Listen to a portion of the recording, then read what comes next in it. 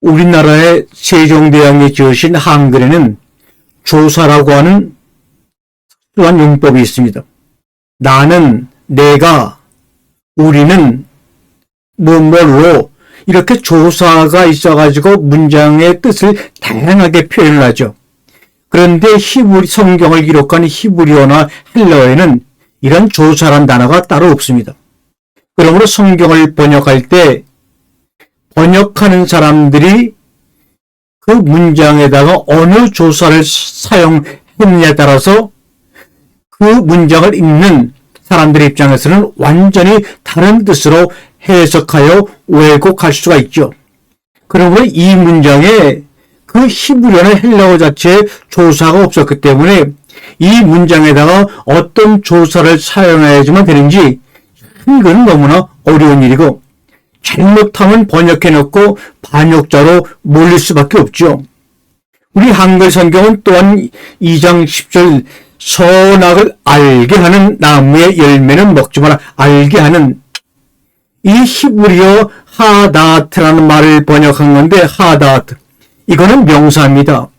다트라고 하는 명사에다가 그라고 하는 관사를 붙여가지고 하다트인데 영어 성경에도 but of the tree of the knowledge of God, good and evil knowledge, the knowledge 그 지식이라고 했어요. 근데 이거를 알게 하니라고 번역한 것은 완벽한 오역이라고 제가 늘 지적했습니다. 아마 이거는 번역가들이나 일반 신학대학의 교수들도 인정하고 있는 부분입니다. 그러니까 선악을 알게 하는 나무의 열매를 먹지 말라 이렇게 돼 있지 않아요. 여기 보게 되면 열매란 말도 나와 있지 않아요. 그 나무로부터 나오는 그것을 먹지 말라는 뜻입니다. 그러니까 나무로부터 그 열매가 언제 나올지는 나무마다 다 다른 거예요. 그 나무를 처음 본 사람은 이 나무로부터 말하는 열매가 언제일까? 한 번도 본 적이 없기 때문에 알 길이 없어요. 이 2장 10절을 바로 번역하면 선악의 지식의 나무를 먹지 말라. 먹으면 죽으리라. 우메치 하다 톱 와라로 토칼 민메누 키 매움 아콜레카 민메누 모트 타무트 이렇게 되어 있는 것이 히브리의 원래 이 17절의 문장입니다. 선악의 지식의 나무를 먹지 말라. 먹으면 죽으리라. 이 말의 문장을 보게 되면 가장 지고하고 숭고한 사랑의 기쁨을, 생을, 삶을 뭘로 표현했느냐? 가장 슬픈 이별의 상태, 죽음으로 표현하고 있는 이 문장은요, 아주 이중적이라고 하는 아일러니 구조를 가지고 있는 히브리 용법입니다. 가장 지고한 사랑의 기쁨, 생의 기쁨을 가장 슬픈 이별의 상태, 죽음으로 표현함으로 말미암아 아주 뭔가를 강조하는 그런 문장의 구조, 아일러니의 구조를 가지고 있어요. 우리가 그 글 중에서도 다양하죠. 시도 있고 산문도 있고 이런 게 있는데 이 산문의 언어가 한 가지 의미로 되어 있는 것을 모노세믹, 단일 기억이라면 시의 언어는 모노세믹, 한 가지 기호를 가지고 표현하는 것이 아니라 김소월 선생의 진달래꽃의 경우처럼 구조적으로 복합 기호를 사용하는 폴릭세믹이라는 것입니다. 다시 말하면 선이라고 하는 것은 사랑의 기쁨이죠. 악이라고 하는 것은 이별의 정환입니다. 그러니까 김소월의 진달래꽃을 이 창세기 2장 17절에 대비해 본다면 여기서 말하는 선은 김소월 시인의 사랑의 기쁨이고요. 여기서 악이라고 하는 것은 김소월 선생의 이별의 정환을 복합적으로 표현하고 담고 있는 겁니다. 우리가 그렇게 말하지 않습니까? 강한 부정은 그 전달에서 긍정적으로 들립니다. 하나님의 눈에서는요, 선과 악도, 삶과 죽음도, 어둠과 빛도 하나입니다. 어둠을 이기는 빛이 아니라 빛과 어둠을 우리 하나님은 다 품으십니다. 하나님의 말씀은 공의요 X로 답할 수 없는 그레이존 희생 무대에서 탄생합니다. 그래서 하나님의 말씀, 특별히 창세기는 시라고 이야기를 하는 겁니다. 여기서 먹으면 죽는다는 말은 완료형이 아닙니다. 언젠가 죽는다고 하는 미래 완료형이에요. 그런데 그 완료되는 미래가 언제인가 아십니까? 아무도 모릅니다. 그것을 말씀하시는 하나님 당사자만 아마 아시겠죠. 그런데 우리는 이 선악의 지식의 나무를 먹지 말라 하는 이 문장의 구조를, 죽고 죽으려는 문장의 구조를 과거형이나 현재형으로 인식하고 성경을 봅니다. 그래서 육이 죽은 것이 아니라 왜 당장 안 죽었으니까, 아담과 여자가 그 열매를 먹었어도 당장 숨을 쉬고 있으니까 뭐라 그러냐, 육이 죽은 것이 아니라 영이 죽었다는 엄청난 망언을 하고 있는 거예요. 그러면 육이 죽는 시점을 기준으로 미래 완료형이라 했다는 말인가? 말이 안 되죠. 이것은 죽음을 통해 생을 말씀하시는 역설의 표현입니다. 여러분, 죽다의 반대말은 뭡니까? 살다입니다. 살다의 구체적인 행위는 당연히 먹는 것이겠죠. 선과 악의 지식의 열매는 죽는 것이며 동시에 사는 겁니다. 죽고 죽으려는 강한 부정 속에서, 그 문장 속에서 우리에게 말하고자 하는 것은 뭡니까? 사는 것을 의미하는 거예요. 방금 말씀드렸지만 죽다의 반대말은 살다입니다. 살다의 구체적인 행위는 먹는 것을 통하여 이루어지죠. 선과 악의 지식의 열매는 죽는 것이며 동시에 먹는 것이다. 이 말은 뭡니까? 죽는 것이며 동시에 산다는 것을, 죽음과 사는 것을 동시에 표현한 말이 바로 창세기 2장 17절의 말씀이에요. 선과 악의 열매는 먹으면 죽는다는 죽음을 나타내면서도 그 반대의 삶의 동사인 먹다와 관련이 있죠. 고로 선악의 알매 나무는 죽는 것이며 동시에 먹는 것, 마시는 겁니다. 요한복음에 나와 있는 것처럼 나의 살과 나의 피를 마시지 않으면 죽는다고 하는 겁니다. 죽는 것이고 동시에 먹고 마심으로 사는 겁니다. 무슨 말이냐? 선과 악의 지식의 나무를 먹음으로 말미암아 죽음으로 말미암아 먹고 마시게 되어 사는 겁니다.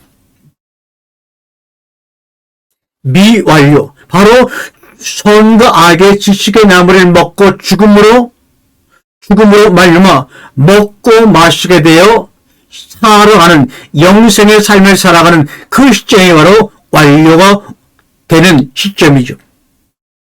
우리 과거 농업사회는 가족들의 공동체입니다. 다시 말하면 같은 피를 나눠받은 피의 원리에 따라 살아가는 사회였어요.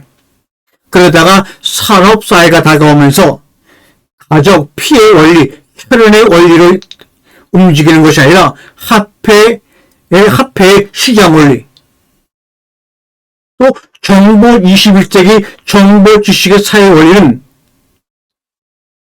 마음을 교환하는 소통 원리에 의해서 살아가게 될 것입니다. 21세기는 시장의 원리, 화폐의 원리, 혈연의 원리도 아니고 마음을 교환하는 소통의 원리에 의해서 살아가게 된다는 것을 깨달은 자만이 이 시대를 살아가고 감당할 수가 있는 거예요. 그런 사람들이 바로 21세기 사회의 리더로 탄생이 되는 겁니다. 예수님의 최후의 만찬을 한번 떠올려 보세요. 빵과 포도주가 등장을 하죠. 빵과 포도주. 예수님은 제자들과 함께 이 빵과 포도주를 나눠 먹을 수 있고, 그 제자들과 최후의 담론을 나누는 자리가 바로 최후의 만찬 자리였습니다. 선과 선악의 지식의 나무, 이것은요 분명 먹는 것이면서도 절대로 남과 함께 나눠 먹을 수 없는 음식입니다. 내가 먹고 죽음으로 함께 나눔으로 사는 신비의 관계입니다. 그러니까 함께 나눔으로 살려면 내가 죽어서 싹이 나고 꽃이 피고 꽃이 떨어져서 그 자리에 열매가 맺을 때 그 열매를 먹는 그 수많은 사람들과 함께 나누는 신비의 관계예요. 그 중심에 바로 죽음이 있는 겁니다. 선악의 문제에 있어서 가장 중요한 문제는 여전히 우리에게 호소해 오고 있는 것은 그렇다면 아담은 먹고 그는 무엇을 말했는가? 또 그 알매 나무, 지식의 나무를 먹은 아담을 보고 하나님은 뭐라고 하셨는가? 중요한 질문이 대두가 되는 현장입니다. 죽음을 앞에 둔 아담은 죽음의 의미를 어떻게 생각하고 과연 체험하게 되었을까? 그런 궁금증이 나오는 대목입니다. 그래서 그 후손들에게 라메 때까지 이 아담은 라메 때까지 함께 살았어요. 그래서 그 후손들에게 그 이야기를 들려주면서 그 의미를 어떻게 아담은 전달했을까? 궁금하지 않습니까? 그리고 그 아담의 이야기를 들은 후손들의 반응은 어땠을까? 정말 궁금하지 않나요? 중력의 구속을 받은 자연계에서 벗어난 것은 우리의 언어와 생각이며 상상력이 유일합니다.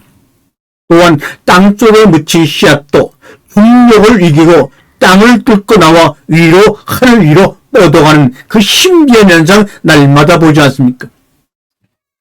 세상에는 두 종류의 세상이 있지요. 하나는 중력의 구속을 받는 자연세계와 그 중력에 구속받지 않는 또 하나의 차원의 세계가 있어요. 이 두 번째 세계는 인간의 창조적 의지, 말씀으로 바꿀 수 있는 가능성이 있어요. 절대 변화가 불가능한 자연 법칙이 아닌 얼마든지 바꿀 수 있는 언어의 세계 속에서 나의 삶을 설계할 수 있는 겁니다. 워드, 이 단어를 월드로 세계로 바꿀 수 있다는 거죠. 여러분의 그 사용하는 하나의 단어를 통해서 여러분의 세계를 바꿀 수 있는 겁니다. 그러한 세계를 살아가는 인간이 얼마나 자랑스럽고 신앙이 넘치겠습니까? 하나님은 그것을 보시기에 좋았구나 하고 계실 거예요. 무지개가 몇 가지 색이냐? 네, 7가지 색이라고요. 이렇게 정확히 말을 한 사람은 과학을 배운 사람들이 과학에 근거해서 말한 대답입니다. 여러분, 만유인력의 법칙을 발견한 뉴턴이 프리즘으로 오늘 빛을 분석해 보니까 대충 정확히 아니라 7가지 색이었어요. 그런데 이 사람이 아주 절실한 기독교인입니다. 그래서 7의 의미를 두었습니다. 하나님이 창조를 7일 만에 하셨잖아요. 음계도 도레미파 솔라시 7음계입니다. 그래서 뉴턴은 대칭본의 색깔을 7개로 정확히 본 겁니다. 그런 후에 뉴턴이 그의 조수에게 어이, 자네는 무지개가 몇 가지 색으로 보이냐? 나는 7개로 보이는데. 아니, 지금 앞에서 선생님이 7개로 보인다는데 조수가 뭐라고 답을 하겠어요? 아, 저도 7개로 보이죠? 그래서 무지개색이 7가지 색으로 확정되어 버린 겁니다. 자세히 여러분 보셔요. 7가지 색인가요? 아니에요. 우리가 지금 배우고 있는 것들은, 그리고 말하고 있는 것들은 전부 바깥으로부터 세뇌가 된 거예요. 소크라테스의 제자 크세노프는 무지개 색깔을 3가지다 얘기했어요. 그렇게 위대한 철학가 아리스토텔레스도 무지개색을 4가지로 봤어요. 철학가 세네카도 무지개를 5가지 색으로 봤어요. 또한 서양은 실제로 무지개색을 6가지 색으로 봅니다. 무지개 색깔이 7가지 색으로 되어 있다고 하는 것은 과학이 발달해 뉴턴이 인디고 브루를 집어넣으면서 시작했기 때문에 얼마 안 된 거예요. 한 100여 년 전에는 어떤 사람도 무지개 색이 7가지라고 말한 적이 없어요. 우리가 무지개 색깔이 7가지라고 얘기하는 걸 들었다면 그들은 깜짝 놀랄 거예요. 우리가 세계 3원수 하게 되면 빨강, 노랑, 파랑이죠. 이 빨강, 노랑, 파장은 똑같은데 그것을 인식하는 마음은 살고 있는 문화에 따라서 달라진다는 거죠. 이 문화라고 하는 것은 각 나라마다 다 주관적으로 이야기하는 거예요. 객관적인 인식이 아니에요. 빛의 3원색은 또 빨강, 초록, 노랑이죠. 빛의 색은 태양이나 전등 같은 광원에서 나오는 색이고요. 물체가 가진 색은요, 그 물체가 반사하는 빛의 색깔입니다. 오늘 본문에 이렇게 제일 앞에 소대 이렇게 말씀을 드렸죠. 조사 하나만 바꿔도 말의 의미가 완전히 아니면 확 바뀌는 우리나라 한글의 묘미, 이것은 오로지 전 세계에서 한글에만 있는 단어예요. 조사, 나와 도의 의미의 변화, 설교나 듣자 라고 하는 말과 조사를 설교로 듣고 도라고 쓰는 것과 하고 듣는 사람의 입장은 완전히 뉘앙스가 다릅니다. 설교나 듣자. 그냥 심심하니까 어떻게 이 자리에 와 있으니까 그냥 설교나 들어볼까? 그런데 설교도 듣고 기도도 하고 찬양도 하고 이거는 굉장히 신기한 말씀을 참하는 사람의 표현이에요. 그러니까 나라는 조사를 쓰느냐 도라는 조사를 쓰냐에 따라서 뉘앙스가 말의 의미가 확 달라지죠. 자, 보세요. 또 술이나 먹고 이런 말과 술도 먹고 이런 말과 비교해 보세요. 농사나 짓고 농사도 짓고. 이 농사나 짓고라고 말하면 뭔가 인생이 끝난 자포자기의 의미가 있지만 농사도 짓고 하게 되면 인생이 새롭게 느껴지죠. 뭔가 도전의식이 느껴지죠. 그 말을 사용하는 농부를 향해서 이처럼 나나 도처럼 조사 하나만 바뀌어도 인생이 바뀌고 분위기가 바뀌는 거예요. 이것은 다른 나라 언어에서는 찾기 힘든 오직 한글만의 위력이죠. 또 다른 나라에 없는 영어나 이런 히브리어나 헬라어나 이런 독일어나 이런 나라에 없는 또 하나의 전미사가 있어요. 님, 선생님, 아버님 할 때 그 님. 이 님을 붙이게 되면 부르는 상대방을 존경하는 의미거든요. 근데 이 님이라는 전미사가 다른 나라 언어에서는 없어요. 그래서 왜 이런 말을 드리냐? 성경을 우리말로 번역할 때 히브리 원문에는 없는 조사를 어떻게 문장을 번역할 때 적용하여 번역하느냐에 따라 그 뜻은 엄청난 차이를 불러 일으킨다는 것을 여러분에게 상기시키는 겁니다. 아마 새로운 교리를 만들어내는 것 이상의 큰 의미와 중요성이 있죠. 이것은 그 시대에 어떤 조사를 쓰느냐, 어떤 조사를 사용하여 성경을 번역해내느냐 하는 것은요, 그 번역가가 살고 있던 그 시대의 사회상과 문화적인 차이, 그리고 직접 번역하는 번역가의 인식과 그 번역가가 처한 환경에 많은 영향을 받을 수밖에 없죠. 그래서 사실 어떤 한글 성경이나 영어도 히브리어를 객관적으로 번역한 번역은 있을 수가 없는 겁니다. 그러니까 그 히브리 원문에서 의미하는 의미를 사실은 번역을 해서 한글 개정으로 우리말 성경으로 영어로 번역하게 되면 그 의미가 내가 볼 때는 한 100분의 1 이상으로 감소되는 것 저는 느낍니다. 그럼 이제는 성경에서 그 예를 한번 들어볼까요? 그 분명히 아주 너무나 중요하게 나와 있어요. 창세기 2장 9절의 말씀입니다. 우리 개역개정에는 동산 가운데에는 생명나무와 선악을 알게 하는 나무도 있더라. 이렇게 개역개정입니다. 근데 우리말 성경은 생명나무가 있었고 선악을 알게 하는 나무도 있습니다. 또 표준 세번역에는 생명나무와 선악을 알게 하는 나무를 자라게 하셨다. 이렇게 개역개정이나 우리말 성경이나 표준세 번역은 다 조사를 다르게 쓰고 있어요. 어떤 조사를 써야 된다는 법칙이 없어요. 왜? 히브리 말에는 조사가 없으니까. 그러나 저는 개역이나 우리말이나 표준 번역도 2%가 부족해서 부족한 2% 때문에 성경의 뜻을 완전히 왜곡시키고 말았다고 저는 생각합니다. 창세기 2장 9절을 제가 이렇게 조사를 바꿨더니 이렇게 올바른 뜻이 된다고 하는 것을 여러분에게 말씀드려요. 생명나무가 선악을 알게 하는 나무로 있더라.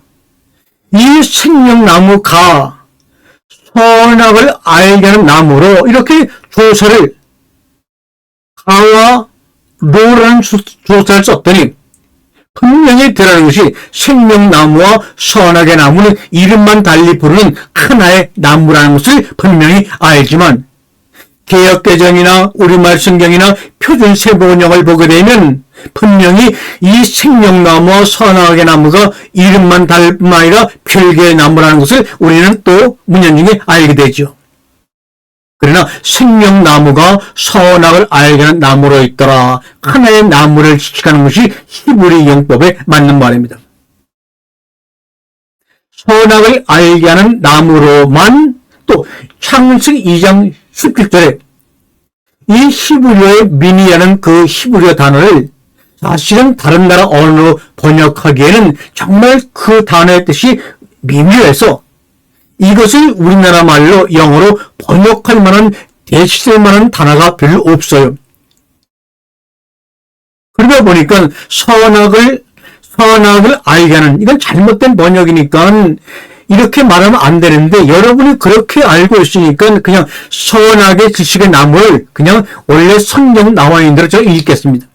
선악을 알게 하는 나무로 선악을 알게 하는 나무는 먹지 말라. 이렇게 다 번역되는데 바로 거기에 민이라는 전치사 3인칭 단수 전치사가 붙어 있어요. 그런데 어떤 언어든 이 문장을 번역할 때 민이라는 히브리어를 전치사를 번역하지 않아요. 그래서 선악을 알게 하는 나무를 먹지 말라. 다 이렇게만 번역하죠. 그러나 민이라는 히브리 전치사를 넣어서 번역하게 되면 선악을 알게 하는 나무로만 그것으로만 먹으면 반드시 죽는다. 이렇게 번역하는 것이 맞지요. 그런데 우리나라 성경이 창세기 2장 17절을 번역하는 거 보면 개정성경은 선악을 알게 하는 나무의 열매는 먹지 말라. 내가 먹는 날에는 반드시 죽으리라. 공동 번역은 그러나 선과 악을 알게 하는 나무 열매만은 해서 민을 가깝게 번역했어요. 그것을 따먹는 날 너는 반드시 죽으리라. 우리말 성경은 그러나 선과 악을 알게 하는 나무의 열매를 먹지 말라. 또 세번역에는 그러나 선과 악을 알게 하는 나무의 열매만은 먹어서는 안 된다. 흥전의 킹 제임스 번역에서는 선악을 알게 하는 나무에서 나는 것은 먹지 말라. 또 개역 성경은 선악을 알게 하는 나무의 실과는 먹지 말라. 다 비슷비슷하게 썼습니다. 그러나 원래 미니라는 전치사가 들어가서 이것을 번역하게 되면 이 미니라는 전치사가 창세기 2장 17절에 두 번이 나오죠. 선악을 알게 하는 나무 쪽에 하나 나오고 먹으면 반드시 죽는다는 문장에 미리 또 한 번 나와서 선악을 알게 하는 그 나무로만 먹지 말라. 그것만으로만 먹으면 반드시 죽는다. 이것이 맞는 번역입니다. 한글 우리 문법에 조사가 나오죠. 는, 이, 가. 이 주격조사라고 하는데 이 조사들의 쓰임의 차이를 우리는 유추할 수가 있습니다. 이 말하고자 하는 글쓴이가 그 문장의 주어 부분이 관심의 초점이 되고 주어 부분을 강조하려고 그러면 주격조사 이나 가를 쓰고요. 그리고 이 목적어나 수로만이 관심의 초점이 되면 보조사 은이나 는을 사용하죠. 이것이 바로 한글 문법책에 나와 있어요. 그리고 여기에 맞춰서 한번 창세기 1장 1절을 번역해 보겠습니다. 지금 우리나라 개역개정 모든 성경에는 태초에 하나님이 천지를 창조하셨다. 주격조사를 써가지고 하나님이 자신을 강조한다는 뜻으로 주격조사 하나님이 이렇게 번역했어요. 그런데 말이죠. 어떤 사람이 우주를, 천지를 만드신 것에 대해 강조하는 문장으로 창세기 1장을 만약에 기록한다면 번역은 이렇게 하겠죠. 태초에 하나님이 아니라 하나님은 은이라는 보조사를 사용해서 하나님은 하나님이라는 그 신이 천지, 하늘과 땅을 만드셨다는 것을 독자들에게 보여주기 위해서는 하나님은이라는 보조사를 쓰고 하나님이라는 말을 독자들에게 강조하고 싶을 때는 하나님이 천지를 창조하셨다. 이렇게 주격조사를 쓰면 문장의 뜻이 완전히 달라지죠. 그러므로 조사 하나에도 의미가 갈라지는 한글로의 번역은 진정 성령의 도우심으로 하나님의 마음, 저자의 의도를 정확히 하는 것이 너무나 중요합니다. 늘 겸손한 마음으로 성령의 도우심을 구함으로 우리는 거룩한 상상력을 발휘해야 합니다. 우리의 마음의 변화가, 그래서 우리가 성경을 해석하거나 번역할 때는 우리의 마음의 변화가 먼저 필요하다 말하는 거예요. 그것을 바로 뭐라 그러냐? 핵심, 회개, 메타노이아, 마음을 바꿔라, 원점으로 돌아오라. 그러므로 성경을 풀어가거나 해석하거나 이렇게 방송을 하거나 번역할 때는 늘 우리의 마음을 바꾸는 자세를 가지고 해야 됩니다. 늘 그 말씀 앞에 회개하는 마음의 자세가 가장 먼저 중요합니다. 세상의 어떤 지식보다요. 여러분, 사람이라고 하는 것은 뭡니까? 이 사람을 향하여 이 죄라고 하는 말, 죄라는 말을 성경에서 정말 어떻게 쓰고 있는지를 제대로 성도님들에게 가르쳐야 돼요. 이 죄라는 말은 히브리어로 하타, 헬라어로 하마르티아. 이 하타나 하마르티아의 죄라고 번역된 뜻은 원래는 빗나가는 겁니다. 아니 일로 가라 그랬는데 이제 빗나가고 아니면 길을 몰라서 자기도 모르게 빗나가는 경우, 이게 바로 하타예요. 그러면 그 죄로부터 그 죄를 너희가 회개하라 하는 것을 히브리어로는 슈브, 예수님 당시에 우리 예수님이 사용하셨던 단어는 타부, 헬라어로는 메타노이아. 비껴간 자리에서 원래 방향을 돌이켜라, 정신을 차려라, 이런 말이죠. 이 하마르티아라고 하는 헬라어의 죄라는 단어는 신약 성경에서 19번이 사용되었는데요. 그중 바울의 편지에서 11번이 나옵니다. 하마르티아는, 이 죄라고 하는 하마르티아라는 단어는 원래 기독교에서 이 이스라엘 백성들이 쓰던 단어들이 아니에요. 이 하마르티아, 우리가 죄라고 번역하는 하마르티아는 그리스 말인데, 그리스 비극 서사시에서 오이디푸스라는 그 왕의 폐륜을 나타낼 때 사용했던 말입니다. 그러면 오이디푸스가 어떤 폐륜, 잘못을 저질렀는가? 이 여인이 자기 어머니인지를 모르고 그 어머니와 결혼한 그 폐륜을 표현할 때 하마르티아라고 사용했던 겁니다. 그 말을 사도 바울이 차용하여 인간의 죄를 설명하려고 했던 겁니다. 네가 서야 될 위치를 잘못 설정하여 네가 절대로 함께 서 있으면 안 되는 그 어머니와 결혼한 그 오이디푸스의 이야기를 가지고 듣는 사람들에게 죄에 대한 개념을 아주 쉽게 설명하려고 했던 사도 바울 서문상의 노력이 보이는 단어가 바로 하마르티아입니다. 비극의 삶, 희노애락의 삶 속에서 내가 나 자신이 누구인지 알지 못하고 저지른 잘못을 말할 때 카마르티아라고 합니다. 이것을 신약성서도 죄라고 하고, 이 하마르티아라는 단어가 죄를 뜻하는 단어 중에서 가장 많이 쓰였습니다. 마태오 1장 21절에도 자기 백성을 죄에서 구원할 자, 이렇게 말하죠. 사람이란 무엇입니까? 어떻게 인간적인 삶을 우리가 끼워 안을 수 있는가요?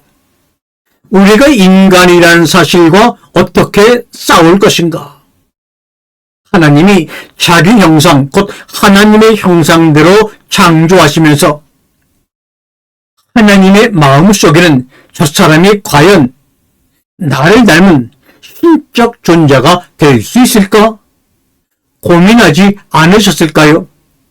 지금까지 쭉 수천 년을 살펴보니 저 눈에 보이는 저 인간들이 저 자연 속의 동물보다 못한 것 같은데, 그래도 내가 인내하며 더 지켜봐야 할까? 내 형상대로 창조하고 있는 나의 마음을 저놈들이 이해하기나 할까? 얼마나 마음속에 자신의 속을 감추시면서 고민하셨을까요? 이것은 그래서 이 창세기 2장 11절이나 이것은 아담이나 또 창세기 12장이나 22장에서 아브라함을 시험한 것이 아니라 하나님 자신이 스스로 자신을 시험하는 사건으로 봐야 합니다. 인간들은요, 상대와 타자와의 만남이 없을 때 자기 자신 안에 갇히게 되며 무감각해질 뿐입니다. 활로 혀를 켜면 슬프거나 기쁘거나 다양한 소리가 나는 것처럼 성경 속에 사용되는 그 성경 속의 단어들로 우리의 심정들을 문지른다면 어떤 새로운 단어가 흘러나올 것인가? 성경을 깊이 응시하면서 우리 한번 생각해 봐야 합니다. 인간적인 사항이 인간 이해의 것들을 파괴하면서만 유지될 수 있는가? 하나님이 동물을 홍수, 양식으로 허락했다고 해서 인간이 과연 동물보다 나은가? 동물들의 죽음을 마음대로 할 권리가 있는가? 지금의 사태가 과연 노아 홍수전보다 소돔과 고모라 때보다 더 악하지 않은가? 창세기 9장에서 홍수가 끝난 뒤 하나님이 노아와 노아 식구들과 무지개 언약을 맺으시면서 인간만이 아닌 모든 피조물과 언약을 맺고 있다는 사실을 창세기 9장을 다시 한번 읽으면서 발견해 보셔요. 어떤 9장의 어떤 구절에서는 인간을 완전히 배제하고 피조물들하고만 언약을 맺으시는 장면이 3번이나 나와요. 그런데 왜 하나님은 그렇게 하시면서 동물들을 죽여서 너희들의 양식을 삼으라고 허락을 하셨을까? 계속되는 질문들은요, 대답에 이르는 길들입니다. 질문은요, 어떤 대답을 향해 나아가는 것이지 종착지가 아닙니다.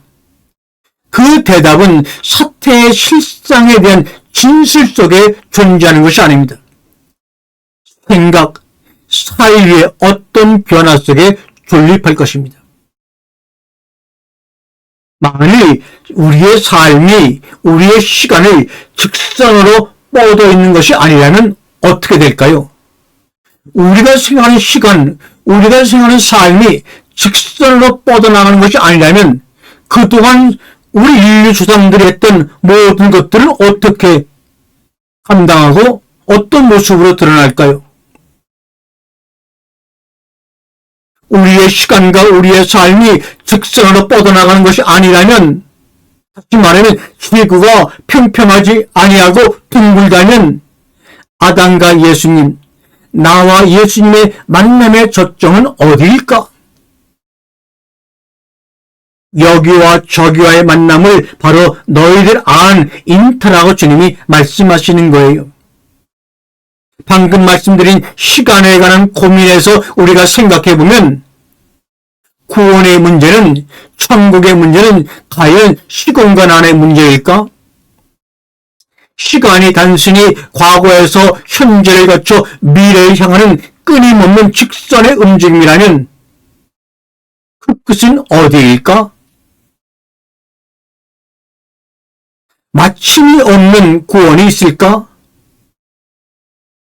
21세기 양자역학 시대를 맞이해서 우리 믿음의 사람들이 성서를 해석하는 사람들이 고민해 볼 문제가 아닐까요? 킹 제임스 버전에서 가인에게 이렇게 말합니다. 너는 죄를 다스릴 것이다. 이렇게 번역한 성경이 있어요. 우리나라 성경도 이렇게 번역했어요. 이 말은 가인이 죄를 이겨내리라는 일종의 약속이죠. 그런데 미국 표준 성서를 보게 되면 너는 죄를 다스리라. 이것은 약속이 아니라 명령이죠. 여기서는 인간에게 죄를 저지르고 싶은 충동을 극복하라고 명령을 내리는 번역이에요. 우리나라 번역들을 볼까요?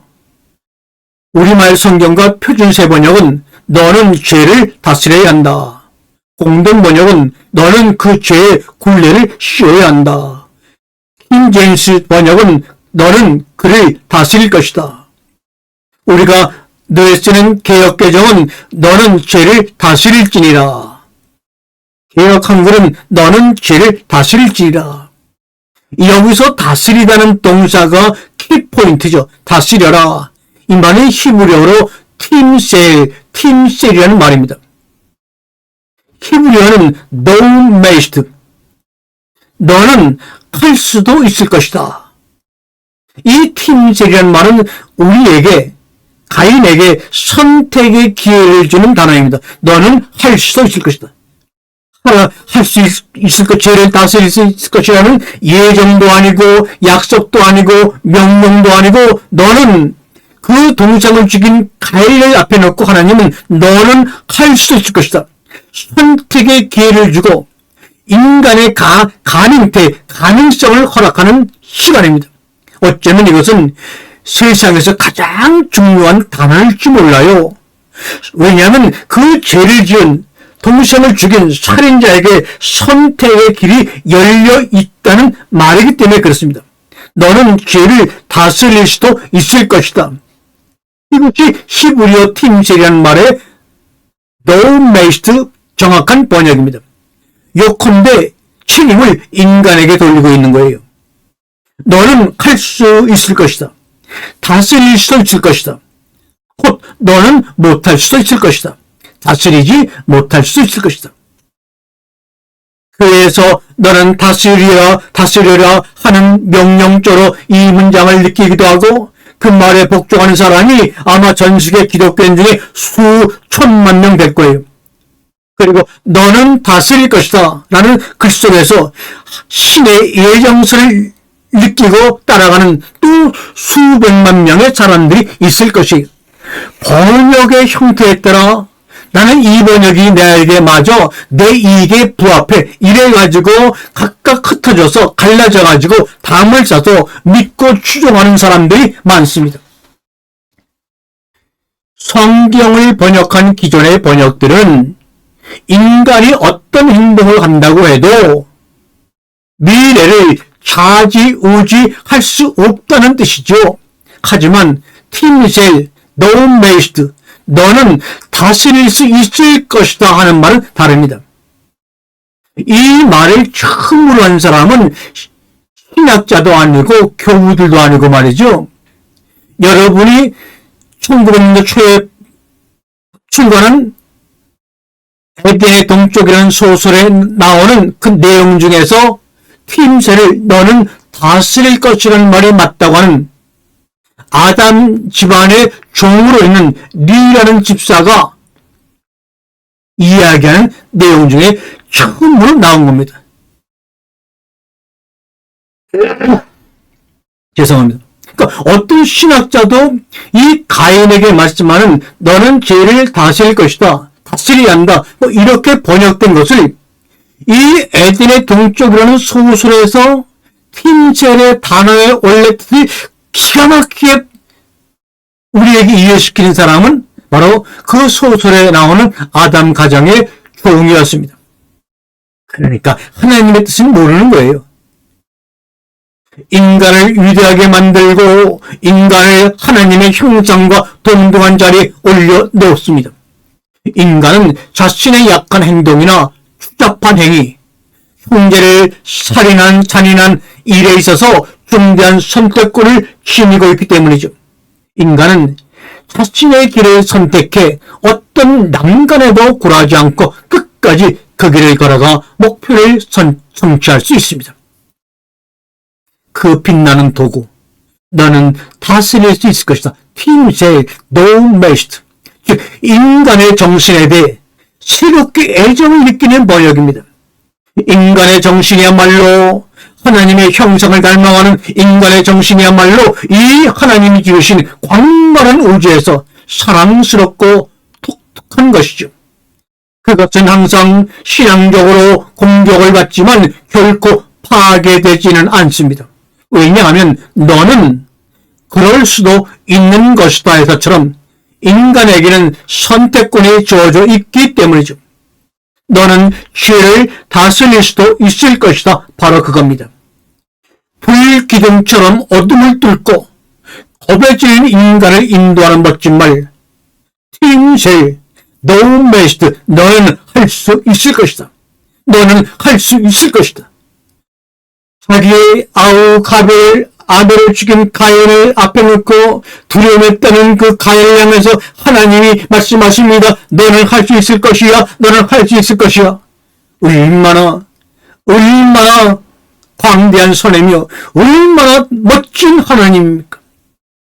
가인의 사건을 통해서도 우리는 하나님의 위대하시고 강대하시고 사랑스러운 모습을 우리는 발견하고 전율할 수밖에 없어요. 우리가 나약하고 병들고 호전적인 것도 사실이죠. 하지만 우리 모두가 그랬다면 우리는 벌써 몇 천년 전에 지구상에서 사라져 버렸을 것입니다. 화석이 된 턱뼈와 석회암 속에 남아있는 부러진 이빨이 인간의 지상에 존재했던 유일한 징표가 되었겠죠. 그러나 여러분, 승리의 길로 갈 수 있는 선택권이 있다니 팀셀, 너는 할 수 있을 것이다. 다스릴 수도 있을 것이다. 그러면 이 문장 앞에서 가인은 어떤 선택을 했을까요? 이 문장 앞에서 저와 여러분은 어떤 선택을 행사하실 겁니까? 그로 하여금 살든지 죽는 길을 택하든지 강요 안 할 걸세 라고 하시는 하나님의 속마음을 우리는 팀셀이라는 히브리어 단어를 통해서 충분히 감지할 수 있지 않을까요? 샬롬 샬롬.